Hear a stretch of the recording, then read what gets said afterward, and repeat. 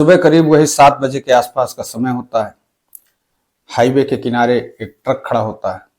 जैसे ही उस रोड से, उस हाईवे से जो अन्य ट्रक गुजर रहे होते हैं, उनके जो ड्राइवर होते हैं, उन लोगों की नजर उस ट्रक पर पड़ती है, उस गाड़ी के नंबर पर पड़ती है। तो उन लोगों को यह तुरंत मालूम पड़ जाता है कि आखिरकार ये ट्रक किसका है।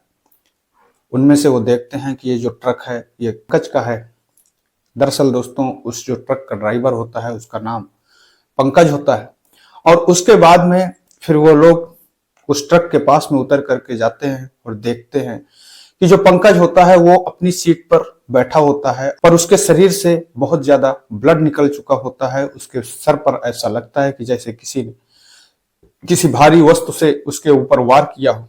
उसके बाद में तुरंत इसकी सूचना उसके मालिक होते हैं, उस मालिक को देते हैं और मालिक तुरंत मौके पर पहुंचता है। और मौके पर पहुंचने के बाद में तुरंत इस चीज की सूचना पुलिस को देता है और पुलिस मौके पर पहुंचती है और मौके पर पहुंच करके उस केस की, उस चीज की ये जानने की कोशिश करने लगती है कि आखिरकार किसी ने ड्राइवर को क्यों मारा है। और जैसे ही जो पुलिस उस केस की छानबीन करती है और उसके बाद में जब पुलिस के सामने उस साजिश की, उस मौत की, उस हत्या का राज खुल करके आता है, तो पुलिस भी चौंक जाती है, परेशान हो जाती है। तो आदाब, नमस्कार, सत श्री अकाल। मैं सागर पटेल आप लोगों से एक छोटा सा निवेदन करता हूं कि अगर आप लोग मेरे इस चैनल पर पहली बार विजिट कर रहे हैं या फिर अभी तक आप लोगों ने मेरे इस चैनल को सब्सक्राइब नहीं किया है, तो मेरे इस चैनल को सब्सक्राइब कर बेल आइकन को जरूर दबाएं। और अगर आप लोगों को ये सच्ची कहानी, ये सच्ची घटना अच्छी लगे तो दोस्तों मेरे इस कहानी को एक लाइक, शेयर कर कमेंट करके जरूर बताएं कि आप लोग ये कहानी, ये घटना कहां से सुन रहे हैं, जिससे कि आने वाली वीडियो में मैं आप लोगों का नाम बारी बारी से ले सकूं। दोस्तों, कभी कभी इंसान, महिला हो या पुरुष हो, ऐसे कदम को उठा लेते हैं, ऐसी राह में निकल जाते हैं जिसके लिए उन्हें वापस आना बड़ा ही मुश्किल होता है। और उसके बाद में फिर उनकी जिंदगी में कुछ ऐसे मोड़ आते हैं, कुछ ऐसे पल आते हैं जिसकी शायद वो कभी भी कल्पना भी नहीं कर पाते और कभी ये सोच भी नहीं पाते कि आखिरकार ऐसा उनके साथ में हो सकता था या हुआ है। आज की ये जो कहानी है, ये कहानी भी कुछ ऐसी है जिसमें एक महिला जो कि बहुत ही अच्छे परिवार से होती है, जिसका जो पति होता है वो एक जॉब पे होता है, दोनों की जिंदगी बहुत ही अच्छी तरह से कट रही होती है कि एक गलती उसको इस मुकाम पर ला करके खड़ी कर देती है, उसके पति को इस मुकाम पर ला करके खड़ी कर देती है जिसकी शायद उसने कभी कल्पना भी नहीं की थी, कभी उसने सोचा भी नहीं था। और फिर जो उसका पति है, उसके जीवन में केवल पछताने के अलावा कुछ नहीं बचता है। दरअसल दोस्तों, आज की ये जो कहानी है, इस कहानी की शुरुआत होती है, झारखंड का एक जिला पड़ता है पलामू, और उसी पलामू जिले के अंतर्गत एक गांव पड़ता है। और उस गांव में एक लड़का जिसका नाम देवेंद्र होता है, जो कि अपने माता पिता के साथ में रहा करता है। देवेंद्र पढ़ने में बहुत ही ज्यादा होशियार होता है, बहुत ही ज्यादा टैलेंटेड होता है। इस वजह से जो उसके माता पिता हैं वो भी उसकी पढ़ाई पर मेहनत मजदूरी करके, जो उनकी खेती बाड़ी होती है उसका काम करके उसके पढ़ाने में पूरी जी जान लगा देते हैं। एक दिन देवेंद्र की जो पढ़ाई होती है, जिस कामयाबी के लिए वो पढ़ता है, जिस मेहनत करता है, उसकी मेहनत का फल उसे मिल जाता है। देवेंद्र को बैंक में बैंक मैनेजर के पद पर पोस्टिंग मिल जाती है। यह जैसे ही इस बात की सूचना उसके माता पिता को मिलती है, उसके माता पिता बहुत ही ज्यादा खुश होते हैं। देवेंद्र होता है वो भी बहुत ही ज्यादा खुश होता है। चीजों की जो चर्चाएं होती हैं, धीरे धीरे उसके जितने भी रिश्तेदार होते हैं, यार दोस्त होते हैं, सभी लोगों को पता लगता है। सभी लोग बहुत ही खुश होते हैं। जिंदगी बहुत अच्छे तरीके से उसके माँ बाप के साथ में चल रही होती है। इसी बीच में जो उसके माँ बाप होते हैं वो अब ये प्लानिंग करने लगते हैं कि बेटा को जॉब मिल गई है, नौकरी मिल गई है, इसलिए अब इसकी शादी कर देना चाहिए। देवेंद्र की शादी के लिए के माध्यम से बहुत अच्छे अच्छे रिश्ते आने लगते हैं। उन्हीं रिश्तों में से इन्हीं नाम की एक लड़की का रिश्ता आता है। देवेंद्र जैसे ही शालिनी से मुलाकात करता है, बातचीत करता है, शालिनी जो देखने में बहुत ही ज्यादा सुंदर होती है और उसकी जो बातचीत का तरीका होता है बहुत ही अच्छा होता है। वो एक बहुत ही शालीन तरीके की लड़की लगती है। अब देवेंद्र जो होता है वो शालिनी को पसंद कर लेता है। देवेंद्र के जो माता पिता होते हैं वे देवेंद्र और शालिनी की शादी खुशी खुशी से कर देते हैं और वो दोनों अब शादी करके एक दूसरे के साथ में बहुत ही ज्यादा खुश रहते हैं। पर जो देवेंद्र होता है उसकी जिस बैंक पर पोस्टिंग होती है वो पलामू जिले के अंतर्गत होती है, पर जो देवेंद्र का घर होता है वो पलामू से लगभग 60 से 70 किलोमीटर की दूरी पर होता है। एक दिन जो देवेंद्र होता है वो अपनी पत्नी से शाम के वक्त एक बात कहता है कि मैं रोज रोज बाइक चला करके अपनी बैंक के लिए जाता हूं, अपने काम के लिए जाता हूं, इसलिए दिन भर वहां पर काम का वर्क का लोड रहता है और फिर शाम को इतनी दूर से बाइक चला करके आता हूं, इसलिए जो मेरा शरीर होता है वो बहुत ही थक जाता है।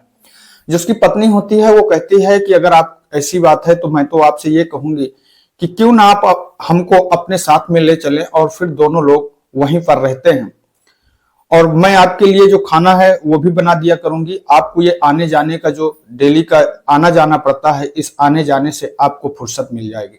देवेंद्र जैसे ही अपनी पत्नी शालिनी की इन बातों को सुनता है वो भी अपने मन में विचार करता है। उसको भी लगता है कि आखिरकार जो भी शालिनी कह रही है वो पूरी तरह से सही है, पर वो ये कहीं ना कहीं सोचता है कि आखिरकार जो उसके माता पिता हैं जिन्होंने उसके लिए इतनी यहाँ पर मेहनत की है, उनकी सेवा भी करना उसका एक फर्ज है, इसलिए वो अपने माता पिता से इस बारे में बात करता है। जैसे ही उसके जो माता पिता होते हैं देवेंद्र की बातों को सुनते हैं वो बहुत ही ज्यादा खुश होते हैं और वो कहते हैं कि देखो बेटा, अब ये आप लोगों की जिंदगी है, आप लोगों को अपने तरीके से जीना है, हमें कोई दिक्कत नहीं है। मैं आपसे यह कहता हूं कि आप बहू को अपने साथ में लेकर के जाएं और आप वहां रह कर साथ में अपने ले करके ही रहें। अब जो देवेंद्र होता है वो अपनी पत्नी शालिनी को लिवाता है और शालिनी को लिवा करके जहां पर उसकी बैंक होती है उससे कुछ दूरी पर एक किराए का कमरा ले लेता है।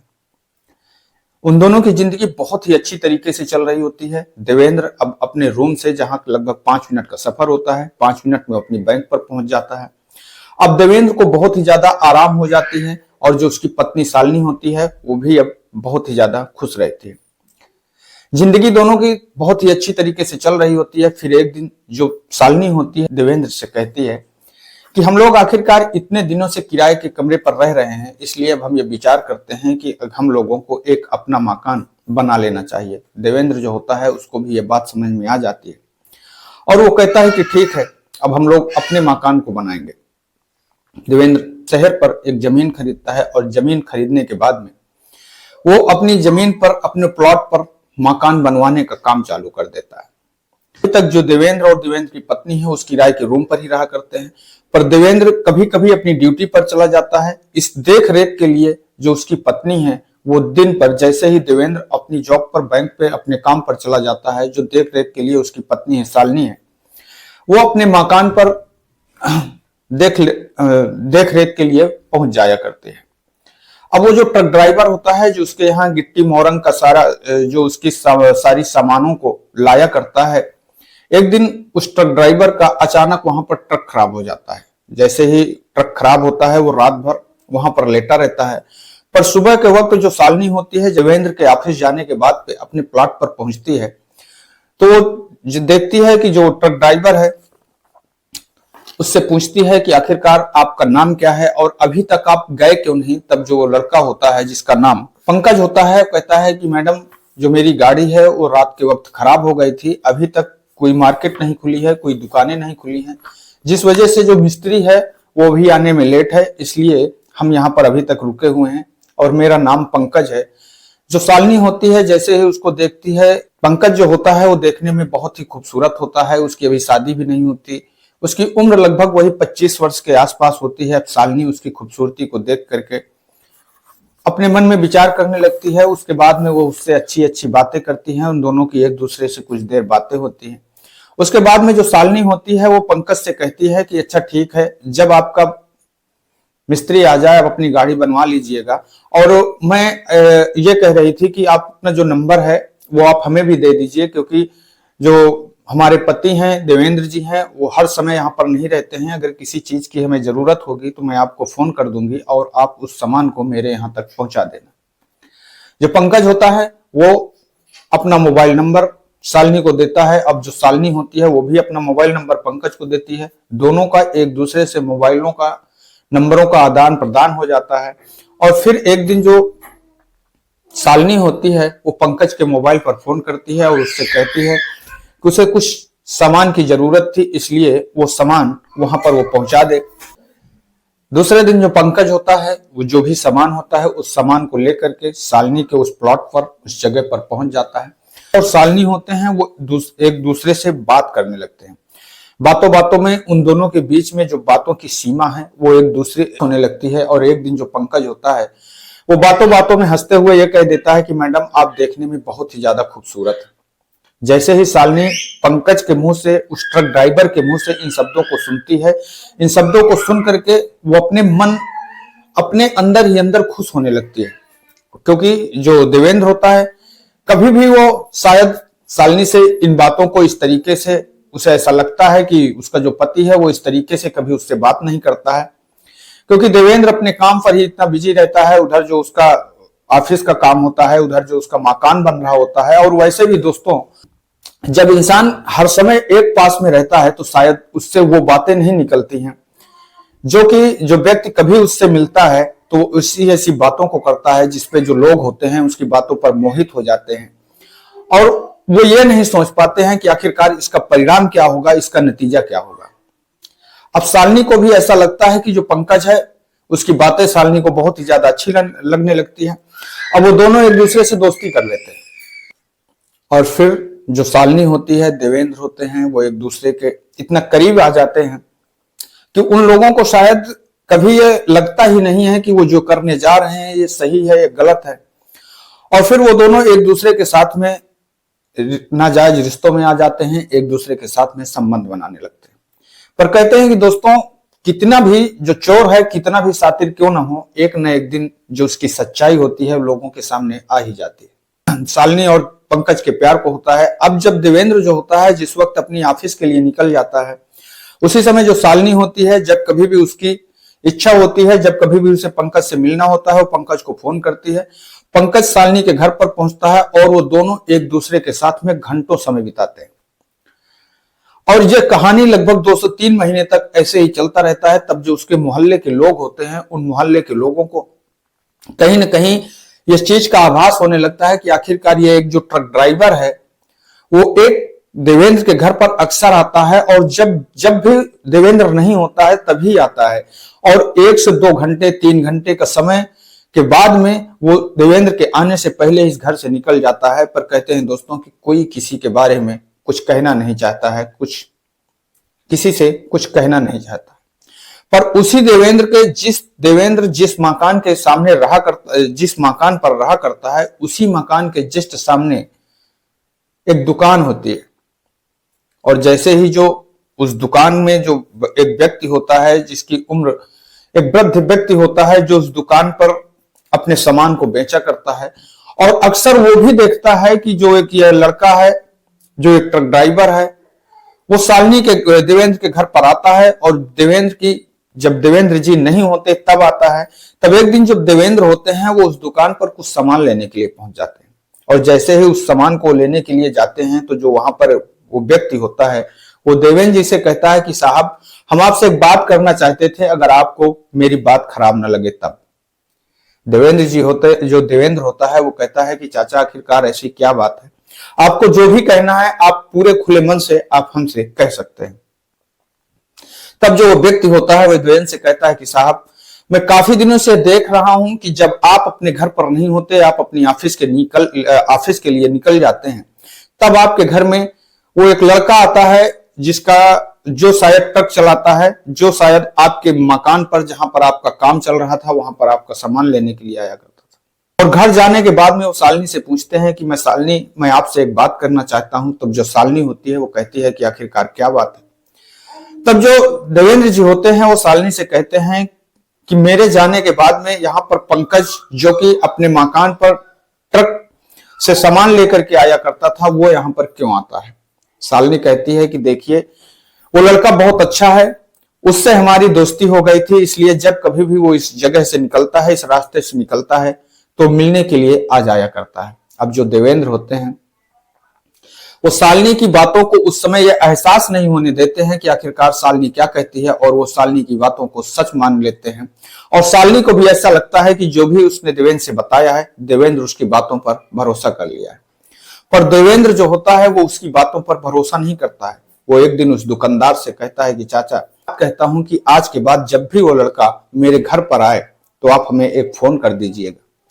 और उसके बाद में वो अपना मोबाइल नंबर उस व्यक्ति को देता है और जैसे ही देवेंद्र अपने ऑफिस के लिए चला जाता है, उससे 2-3 दिन के बाद ही वो लड़का एक बार फिर देवेंद्र के घर पर आता है।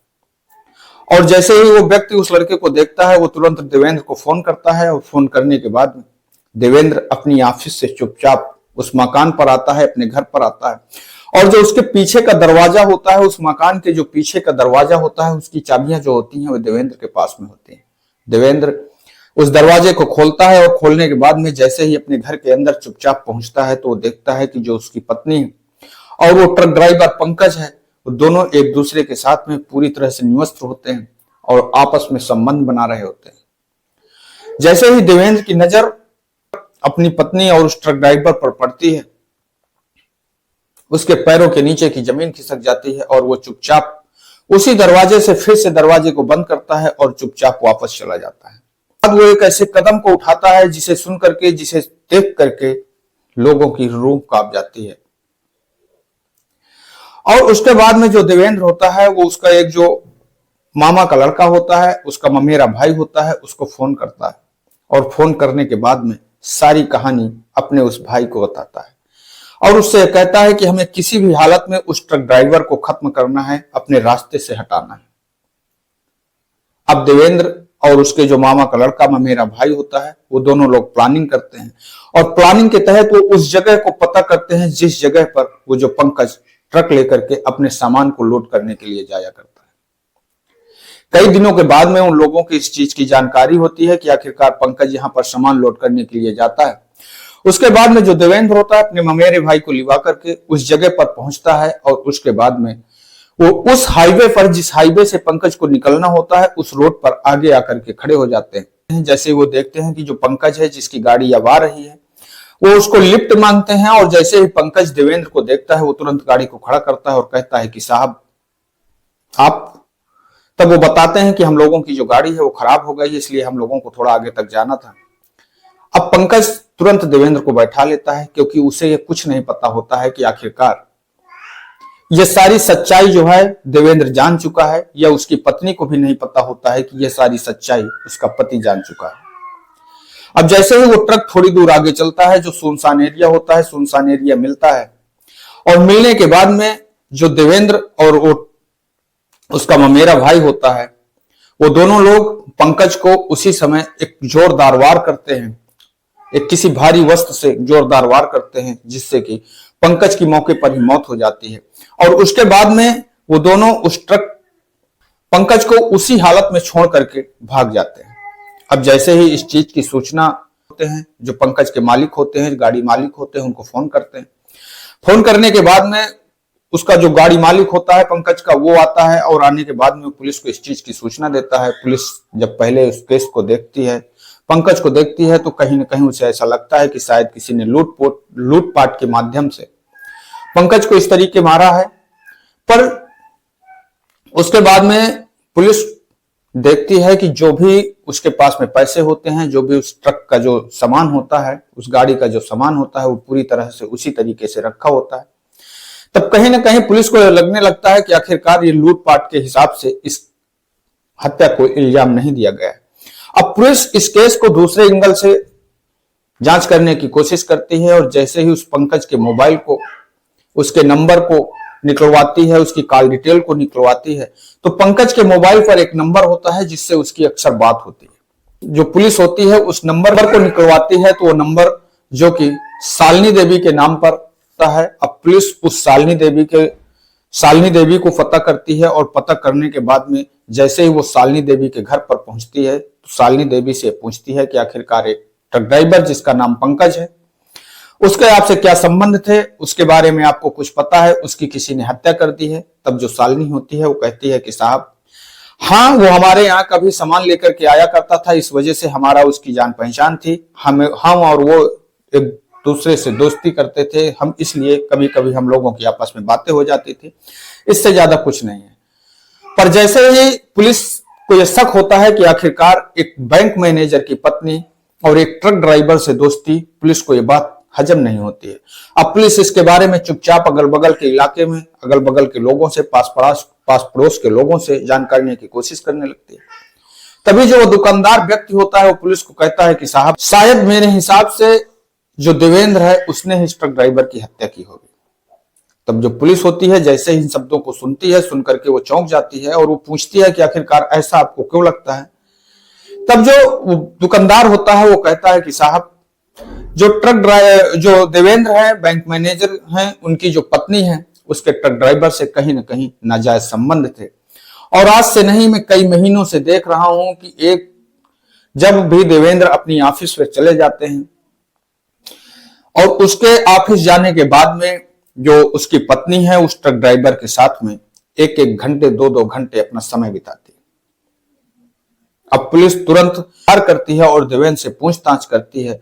तब जो देवेंद्र होता है, जैसे ही पुलिस सख्ती से देवेंद्र के साथ में पूछताछ करती है, पूरी तरह से टूट जाता है और वो अपना जुर्म कबूल कर लेता है और पूरी हकीकत पुलिस को बताता है कि साहब, जो उसकी पत्नी है, उसकी पत्नी से जो वो ट्रक ड्राइवर है उसके नाजायज संबंध थे।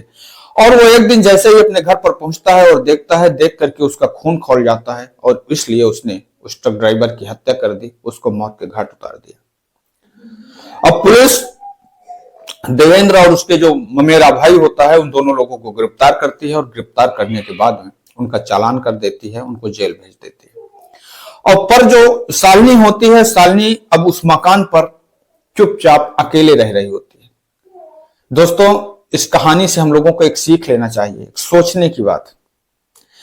जिस इंसान ने गलती की उसकी जिंदगी उसी तरीके से मौज मस्ती से कट रही होती है, और वो व्यक्ति जो एक अपनी जिंदगी से चला जाता है और वो उसका पति देवेंद्र, जो कि जिसका एक हंसता खेलता परिवार होता है, जिसके माता पिता होते हैं, जिसके पास में नौकरी होती है, जो अपनी पूरी जीवन मेहनत करता है और उसके बाद में उसे जेल की सलाखें नसीब होती हैं। इसलिए दोस्तों, हमें इन चीजों से, इन गुनाहों से सावधान रहना चाहिए, सतर्क रहना चाहिए। इस कहानी को सुनाने का उद्देश्य किसी को ठेस पहुंचाना नहीं है, किसी को दुख पहुंचाना नहीं है, बल्कि आप लोगों को सजग करना है, सतर्क करना है। मैं आपका दोस्त सागर पटेल इन्हीं शब्दों के साथ में आप लोगों से विदा लेते हैं। कल फिर मिलेंगे किसी एक नई कहानी में, किसी एक नई सच्ची घटना में। तब तक के लिए नमस्कार, जय हिंद, जय भारत।